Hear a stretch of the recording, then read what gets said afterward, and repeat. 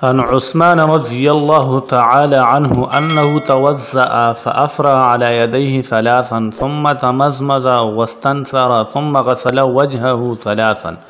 ثم غسل يده اليمنى إلى المرفق ثلاثا ثم غسل يده اليسرى إلى المرفق ثلاثا ثم مسح برأسه ثم غسل رجله اليمنى ثلاثا ثم اليسرى ثلاثا ثم قال رأيت رسول الله صلى الله عليه وسلم توضأ نحو وضوئي هذا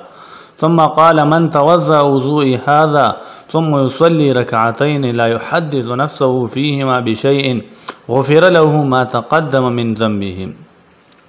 حضرت عثمان رضی اللہ عنہ نے روایت ہے کہ انہوں نے ایک دن اس طرح وضو فرمایا کہ پہلے اپنے دونوں ہاتھوں پر 3 دفعہ پانی ڈالا، پھر کلی کی اور ناک میں پانی لے کر اس کو نکالا اور ناک کی صفائی کی، پھر 3 دفعہ اپنا پورا چہرہ دھویا، اس کے بعد دایاں ہاتھ کہنی تک 3 دفعہ دھویا، پھر اسی طرح بایاں ہاتھ 3 دفعہ دھویا، اس کے بعد سر کا مسح کیا، پھر داہنا پاؤں 3 دفعہ دھویا، پھر اسی طرح بایاں پاؤں 3 دفعہ دھویا۔ اس طرح پورا وضو کرنے کے بعد حضرت عثمان رضی اللہ عنہ نے فرمایا کہ میں نے رسول اللہ صلی اللہ علیہ وسلم کو دیکھا کہ آپ نے بالکل میرے اس وضو کی طرح وضو فرمایا اور ارشاد فرمایا کہ جس نے میرے وضو کے مطابق وضو کیا پھر 2 رکعت نماز دل کی پوری توجہ کے ساتھ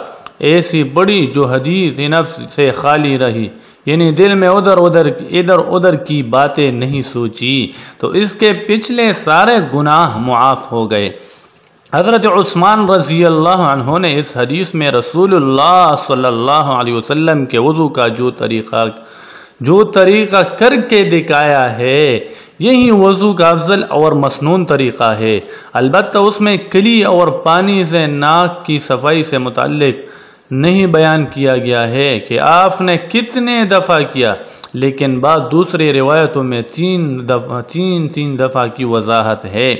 آگے حدیث میں جو 2 رکعت خشوع و خضوع کے ساتھ پڑھنے کا ذکر ہے، ضروری نہیں کہ وہ نفل ہی ہو، بلکہ اگر کسی کو مسنون طریقہ پر وضو کر کے کوئی فرض یا سنت نماز بھی ایسی نصیب ہو گئی جو حدیث نفس سے یعنی ادھر ادھر کے خیالات سے خالی رہے تو انشاءاللہ مغفرت اس کو بھی حاصل ہوگی۔ شارحین حدیث اور عارفین نے لکھا ہے کہ حدیث نفس یہ ہے کہ ادھر ادھر کا کوئی خیال ذہن میں آئے اور دل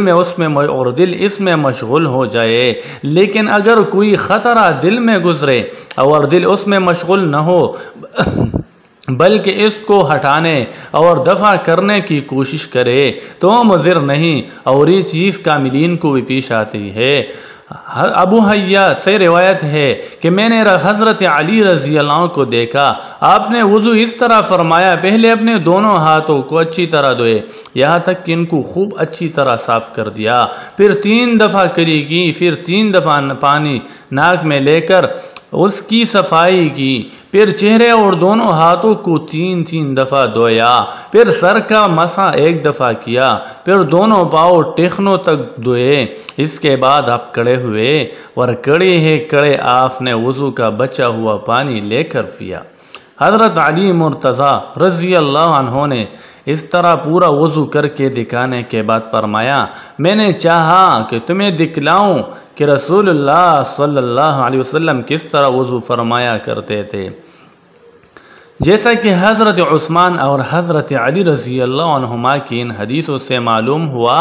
کہ رسول اللہ صلی اللہ علیہ وسلم عام طور پر سے وضو اس طرح فرماتے تھے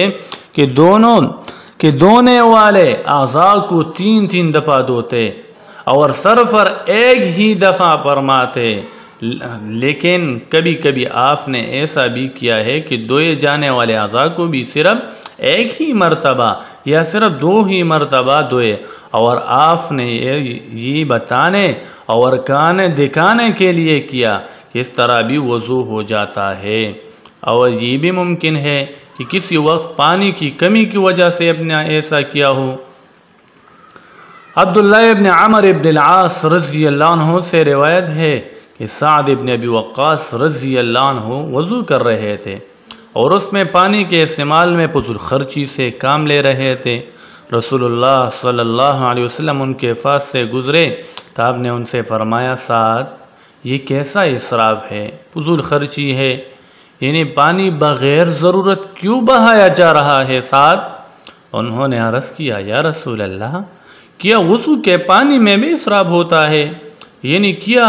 وضو میں پانی زیادہ خرچ کرنا بھی اسراف میں داخل ہے؟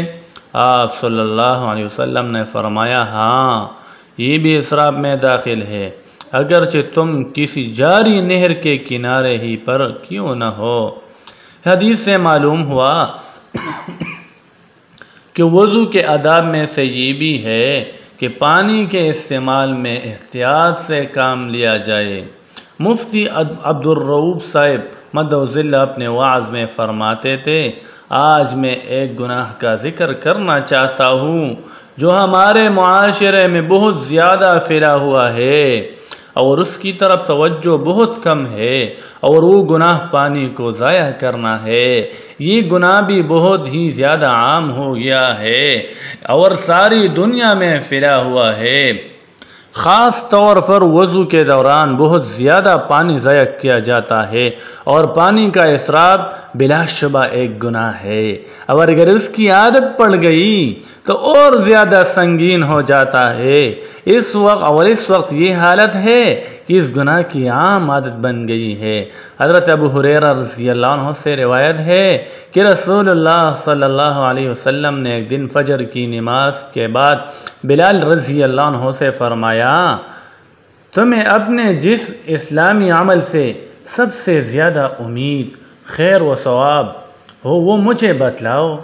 کیونکہ میں نے تمہارے قدموں کی چاپ جنت میں اپنے آگے سنی ہے۔ مطلب یہ ہے کہ رات میں نے خواب میں دیکھا کہ میں جنت میں چل پھر رہا ہوں اور آگے آگے تمہارے قدموں کی آہٹ سن رہا ہوں، پھر میں دریافت کرنا چاہتا ہوں کہ یہ تمہارے کس عمل کی برکت ہے، لہذا تم مجھے اپنا وہ عمل بتاؤ جس سے تمہیں سب سے زیادہ ثواب اور رحمت کی امید ہو۔ بلال نے عرض کیا کہ مجھے اپنے اعمال میں سب سے زیادہ امید اپنی اس عمل سے ہے کہ میں نے رات یا دن کے کسی وقت میں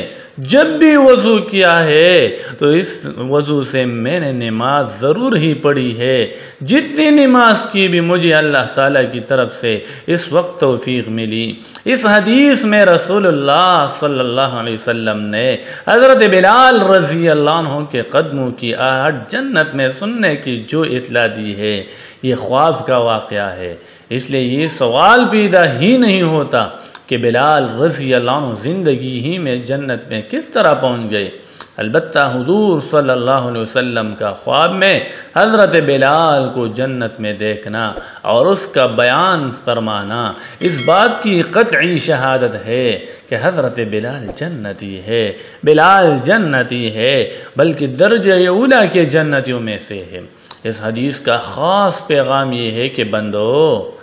بندہ اس کی عادت ڈالے کہ جب بھی وضو کرے اس سے حسب توفیق کی کچھ نماز ضرور پڑھے، خواہ فرض ہو، خواہ سنت ہو، خواہ نفل ہو۔ یا اللہ ہم سب کو حضور صلی اللہ علیہ وسلم کی سچی محبت عطا فرمائے، اور ہمیں اپنے بچوں کو بھی آپ صلی اللہ علیہ وسلم کی محبت اور اس کے تقاضے سکھانے کی توفیق عطا فرمائے۔ یا اللہ ہم سب کو اپنے عقائد، عبادات، معاملات، معاشرت اور اخلاق میں علماء حق کی تعلیمات کے مطابق درست کرنے کی فکر نصیب فرمائے۔ یا اللہ ہم نے آج احادیث مبارکہ سے دین کا جو علم حاصل کیا ہے اس کو صحیح انداز میں محبت و حکمت سے دوسروں تک اور خاص طور پر اپنے گھروں میں پہنچانے کی توفیق عطا فرمائے، آمین۔ اللہم صلی علی محمد عبدک وعلی آل محمد وبارک وسلم۔